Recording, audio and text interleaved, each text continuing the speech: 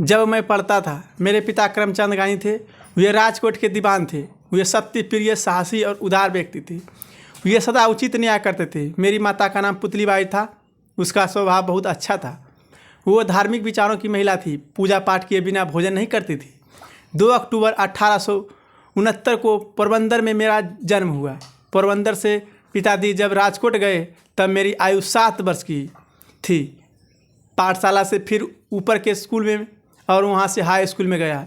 एक बार पिताजी श्रवण पितृभक्ति नाटक की एक किताब खरीद लाए थे। मैं उसे बड़ा शौक़ से पढ़ा। उन्हीं दिनों से शीशे में तस्वीर दिखने वाले लोग आया करते थे।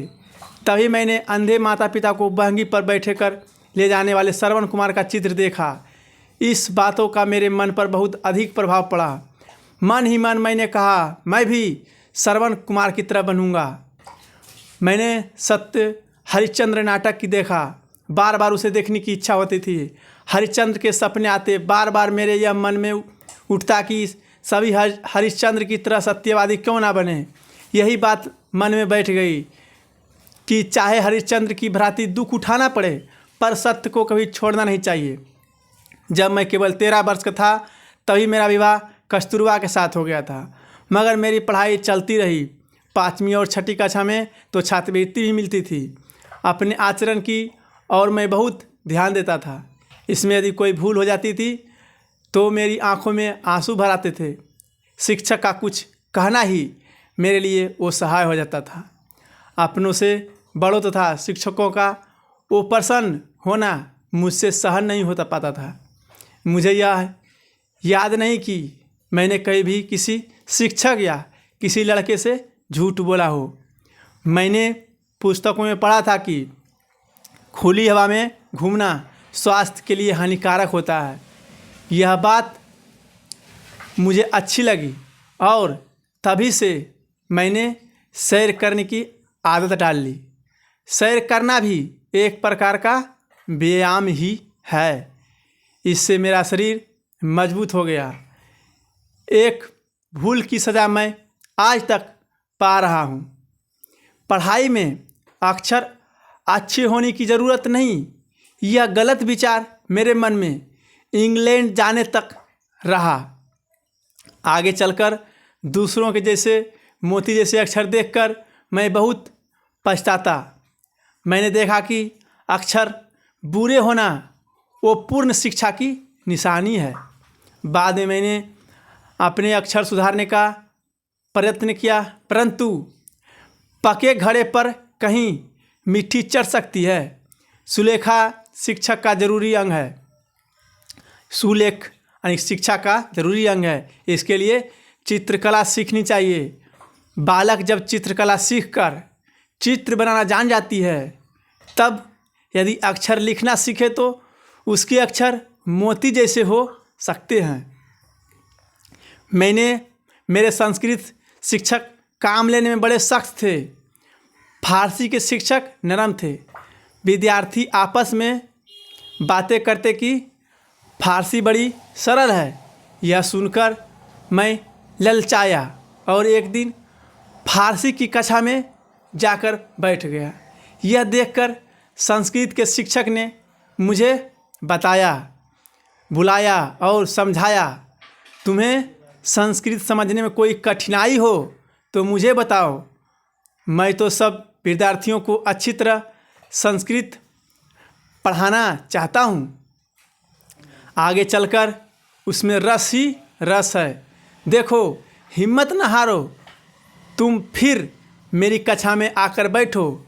मैं उन शिक्षक के प्रेम के कारण इनकार न कर सका। आज भी मैं उनका उपकार मानता हूँ, क्योंकि आगे चलकर मैंने समझा कि संस्कृत का अच्छा अध्ययन किए बिना नहीं रहना चाहिए। मैं हाई स्कूल में मंदबुद्धि विद्यार्थी नहीं माना जाता था, पर जहाँ तक मुझे याद है कि कभी अपनी होशियारी का कोई गर्व नहीं रहा।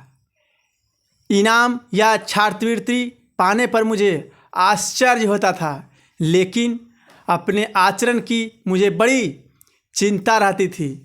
मेरे हाथों कोई ऐसा काम हो जिसके लिए शिक्षक मुझे दंड दे, यह मेरे लिए वो सहाय हो जाता था। मुझे याद है कि एक बार मुझे मार खानी पड़ी थी। मुझे मार का दुख नहीं था, परंतु मैं दंड का पात्र समझा गया, इस बात का दुख था। यह बात पहली या दूसरी कक्षा की है। दूसरी बात 7वीं कक्षा की है। उस समय के हमारे हेड मास्टर कड़ा अनुशासन रखते थे, फिर भी वे विद्यार्थियों में प्रिय थे। वे स्वयं ठीक काम करते और दूसरों से भी ठीक काम लेते थे। पढ़ाते भी अच्छे थे। उन्होंने ऊपर की कक्षा के विद्यार्थियों के लिए व्यायाम और क्रिकेट अनिवार्य कर दिया था। मेरा मन इनमें न लगता था। खेलना अनिवार्य होने के पहले तो मैं कभी व्यायाम करने, क्रिकेट या फुटबॉल खेलने गया ही नहीं था। वहाँ ना जाने मेरा संकोची स्वभाव भी एक कारण था। अब मैं यह देखता हूँ कि व्यायाम के प्रति यह अरुचि मेरी गलती थी। उस समय मेरे मन में यह गलत विचार घर किए हुए थे कि व्यायाम का शिक्षा के साथ कोई संबंध नहीं है।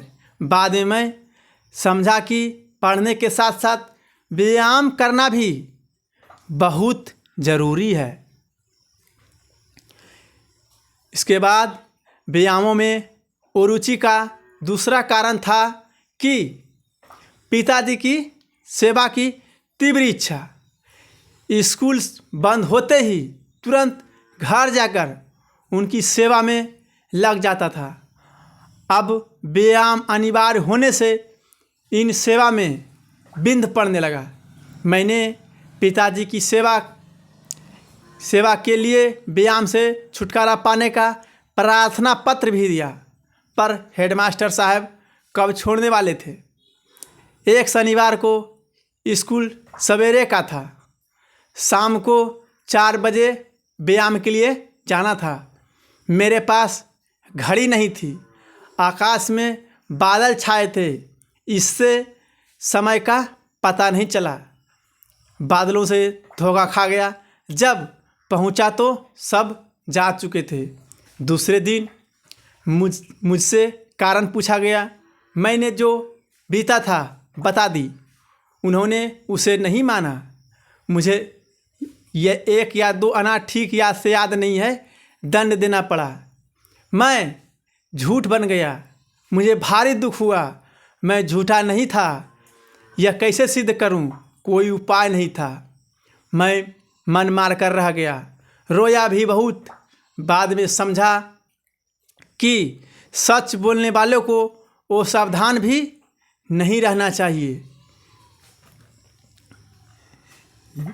लेखक bye Mahatma Gandhi, speak bye मिथुन। इस तरह का ऑडियो और वीडियो सुनने के लिए